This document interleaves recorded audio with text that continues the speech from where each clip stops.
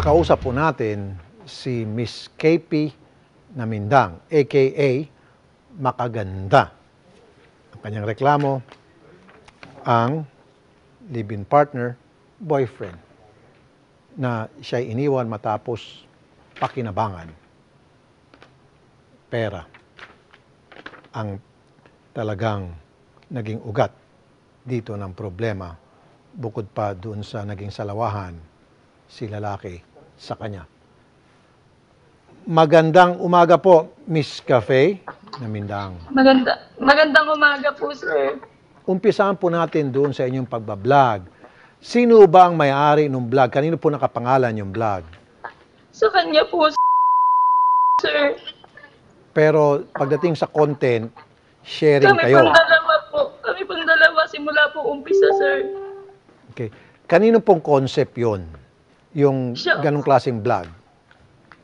Sa kanya po, sir. Lahat po nang nakikita niyong video, siya po ang nakakaisip nun, sir. Okay. Pero kasama ka dun sa content? Opo, sir. Okay. At sabi mo, bastos lahat ng mga content. Kanino idea po yon? Sa kanya po, sir. At scripted, kanyo? Opo, sir. Okay. Gano'n nyo katagal ginagawa itong vlog? 2 years na po, sir. 3 years na po kami. 2 years na po yung vlog. Okay. At kayo po'y live-in partner? Opo, sir. So, dapat meron kang share o hati man lang, sana, sa kinikita. Opo, sir. Wala kang nakukuhang pera mula sa income ng vlog Wala mo? po, sir.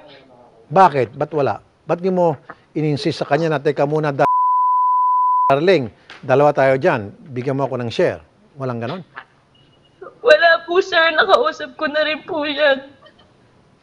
At bakit ayaw kanyang bigyan ng share? Kasi daw po, sir, para daw po sa amin dalawa yun, sir. At ayaw ko pong pag-isipan niya na yun lang po ang habol ko din sa kanya, sir. Sa inyong pagsasama, sinong may hawak ng pera? Siya po, sir. Lahat po ng pangalan, nakapangalan po sa kanya, sir. Ganon? Okay. Opo. Tapos ngayon, iniwan ka na niya? Opo, sir. Anniversary po namin yung una niya po akong iwan. At bakit kanya iniwan? Hindi ko rin po alam, sir. So may kasama na siyang iba ngayon? Opo, sir. Okay. Wala ka mo lang pinakinabangan kahit na singkong duling dito sa vlog ninyo na kung saan kasama ka dun sa content? Wala po, sir. Wala po akong naipundar. Na naghirap ka rin? Mahirap po, sir. Okay. Ano po yung sinabi niya sa iyo nung siya po'y umalis at nung Wala sinilin mo po, siya tungkol sir. dun sa share mo? Wala po, sir. Wala. Okay. Sino kinakasama niya ngayon? Yung babae po na sinali po niya sa vlog, yung scripted po, sabi niya po, hindi naman totoo eh, kaya okay lang yan. Ayoko po talaga, sir, kasi ayoko pong ibang maano na babae sa vlog po namin. Magkano bang kinikita ng vlog ninyo kung alam mo? Sa isang buwan po, pinakamababa na po doon, 500,000 po. 500,000 pesos pinakamababa a month. Okay. Opo. Yun na po yung pinakabababa na kinita namin, sir. Kasi Magkano pinakamataas? abot po ng 1,000,000 lagpas po. Okay. At doon sa pinakamababang 500,000 at pinakamataas, malagpas 1,000,000, sure ka kahit na singkong duling, wala kang natatanggap doon? Wala po, hindi pa po ako nakakahawak ng 20,000 po sa kanya. Hindi pa po ako nakakatanggap. So ano to? Sa pagsasama nyo, siya may hawak ng pera at bibigyan ka lang niya kung halimbawa gusto mo nang bumili ng damit, ito. Hindi po, bibigyan na lang po ako ni kailangan sa bahay ko. Shampoo. Kahit po sabon ako po bumibili, sir. Shampoo, binibigay sa'yo? Hindi pa, yun pa ako po bumibili nun. So shampoo, sabon, lahat ng pangailangan mo, pera mo. Saan mo kinukuha yung pera mo? Saan galing yung pinambibili mo ng mga pangailangan mo? Yung binigay niya po, sir, na 5,000, 10,000 po. Ayun, okay. So meron siyang binibigay na pera. Yun lang nga lang, sobrang liit. 5,000 hanggang 10,000 kada buwan. Opo, pati po sa pamilya ko, 5,000, 10,000 kada buwan. Magagalit pa po siya. Okay. So magkano po lahat-lahat ang naibibigay niya sa iyo at sa pamilya mo? 5,000 sa isang buwan lang po, sir. Yun lang po. 5,000 sa iyo, 5,000 sa pamilya mo, so bali 10,000 a month. Opo. Sa 500,000 na kinikita nyo, katiti nga yun. Opo. Kumbaga, wala pang tuldok. Wala pa po. Lalo pa kung 1,000,000. So, ang kinabubuhay nyo ba yung sa pagbablog, wala nang iba pa? Ninyong Yun dalawa. lang po, sir. Opo. Okay. Kanino ba yung mga equipment? Yung editing machine? Sumunod niya din po, sir. Okay. Sa kanya lahat, sa kanya yung concept, pero kasama ka dun sa content at kayo po yung live-in partner. So, therefore, dapat meron ka talaga magandang share doon. Ang nangyari, ang binibigay lang sa'yo, para kang aso, hagisan ka lang dyan ng buto, katiting, and then, okay na. Sa kanya, hindi ka na makapagreklamo. Opo. Tinatawagan po namin si Christian Mark Gray. Matanong ko lang, nagbabayad ba siya ng tax sa BIR para sa kanyang mga vlog? Wala po. Hindi ka nagbabayad ng tax sa BIR?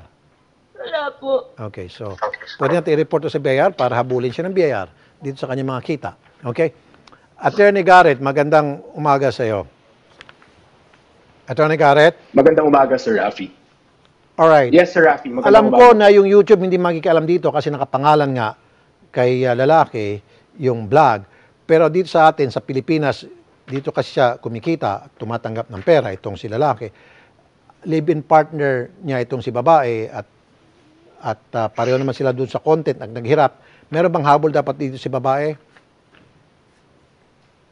Yes, sir. No. First of all, kailangan ko po sabihin na this is a very clear case of violence against women and children.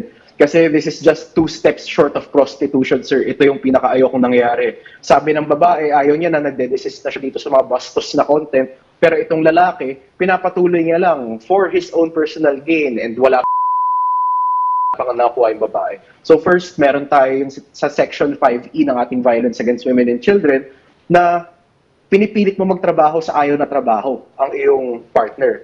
Again, tandaan natin, dating relationship, sapat na, sir, no? And then, second, meron po tayong psychological abuse dahil ginagamit sa kanya yung fact na para sa atin to or pinapamukha sa kanya na sa kabutihan nilang dalawang pang-aabuso na ginagawa. So, dun pa lang, may 2 violations ng Violence Against Women and Children Act natin, Sir Rafi. Okay. Now, di ba dapat meron siyang share doon sa kita? So, pwede ba siya maghabol para mabahagyan naman siya doon sa kinikitang milyones na? Tama po, sir, no? Kasi, again, they're living together as husband and wife without benefit of marriage, and then both of them can be legally married, and ang pinili lang nila is not to be. So, meaning... So, kapag ganito, again, lahat ng kikitain nila, yes, sir. Okay. So, pwedeng ihabol to sa korte na para yung korte sasabihin, oy, Christian, lalaki, magkano bang kinita nyo dyan? At dahil kayo ay considered as parang husband and wife na, dahil nagsasama kayo sa isang bubong, bahagian mo yun na maayos. Hindi yung hagisan mo lang ng parang buto kung kailan mo lang gustong hagisan ng buto na parang aso. Di ba? Tama po, Sir Rafi. Pwede po tayo mag-file ng collection of sum of money dahil nga co-owned property ang kanilang kinita during this cohabitation, no? And ngayon mong i-abandon na siya. Alright. Maria Liza, yung cellphone mo kinuha ni lalaki? Po. Kinuha, nasa yung cellphone mo? Kinuha raw? Sinabi mo sa research namin? Hindi po. Sa akin po yung cellphone ni Merck po. Iniwan niya po sa bahay yung cellphone niya bago siya umalis po. Okay, so kaya hindi pala natin siya matawagan. Sige. Sir, gusto ko po makuha lahat kasi sa loob po ng 3 years, sir. Siya lang po ang nakinabang doon. Nagkakautang pa po siya, sir. Hindi ko po alam kung saan niya nilandala yung pera, sir. Okay. Attorney Garrett. Nasa si Attorney Garrett. So walang Yes, sir, pwede Rafi. maikaso si babae kay lalaki dahil iniwan siya at pumunta sa iba. Pero pwede bawsi, tama? Kung okay bang pagkakaintindi natin? Yes, sir. Okay, bawsi. And then, Tama po. Medyo malalim yung mga kaso niya sa vows niya, sir. okay. And then, pangalawa, yung hindi siya nabigyan ng share. So, pwede natin tulungan to si Ma'am Maria Liza, Yes, sir. para magsampa ng kaso. And then mangolekta ng kanyang share. Okay? Pwede po, sir. Sige. Salamat, Attorney Garrett. Yes, sir. Ma'am, hindi namin makontak si Sir dahil yung cellphone pala nasa iyo. Nanonood siya ngayon. Magbigay ka na lang po ng mensahe sa kanya. Okay. Then later on, kakausapin po kayo ng staff para doon po sa pagsasampa ng kaso laban sa kanya. Okay? Sige ma'am, kausapin niyo po siya. Sir, yung mga pinapagawa niya po sa akin na iba, sir, yung mga mahuhulog po sa hagdan, yung may mga, basta po yung may mga masasakit na po, sir, ayoko po nun, sir. So labag sa kalooban mo. Kaya nga, ma'am, yung sinasabi kanina natin ng Garrett, yan po ay pwedeng bawsi. Dahil labag sa kalooban, pinapagawa sa'yo. Okay? May kaso yan. Pasapasa na po ako sa ginagawa kong yun, sir. Sige. Ma'am, manawagan ka na lang muna sa kanya, ma'am. Nanonood siya ngayon. Sige po. Meg, pwede mo naman sana akong kausapin eh. Papatawarin naman kita eh.